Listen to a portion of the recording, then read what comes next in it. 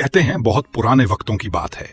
एक हाकिम ने अपनी रियासत की एक बड़ी गुजरगाह के ऐन दरमियान एक भारी पत्थर रखवा दिया और अपने एक पहरेदार को दरख्त के पीछे छुपा दिया, ये देखने के लिए कि लोग उस रुकावट पर कैसा रद्द अमल दिखाते हैं। कुछ ही देर बाद वहां से शहर का एक मशहूर ताजिर गुजरा।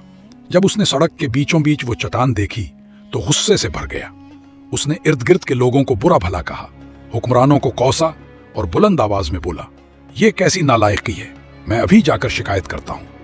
फिर चंद बातें कहकर गुरूर से सर उठाए वहां से चला गया। पत्थर वहीं रहा जैसे कुछ हुआ ही ना हो।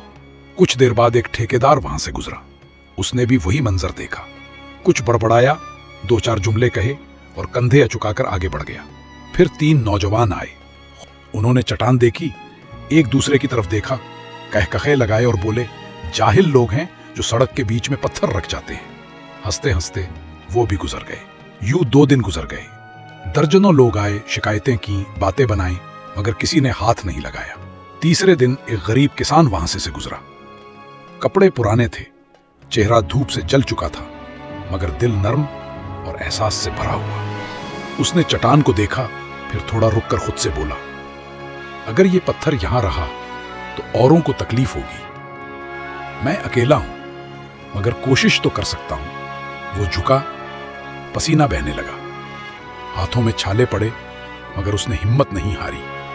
फिर उसने आवाज दी, भाइयों, जरा मदद करो, मिलकर हटा देते हैं। कुछ लोग आगे आए, सब ने मिलकर जोर लगाया और आखिरकार वो भारी चट्टान हट गई।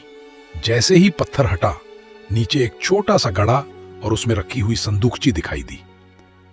किसान ने झुककर उसे खोला तो अंदर सोने का एक टुकड़ा और एक खत रखा था। खत में लिखा था, ये इनाम उसके लिए है जिसने शिकायत नहीं की बल्कि कदम उठाया, जो दूसरों की आसानी के लिए आगे बढ़ा। किसान के चेहरे पर हल्की सी मुस्कुराहट फैल गई और उसके दिल में सुकून उतर गया।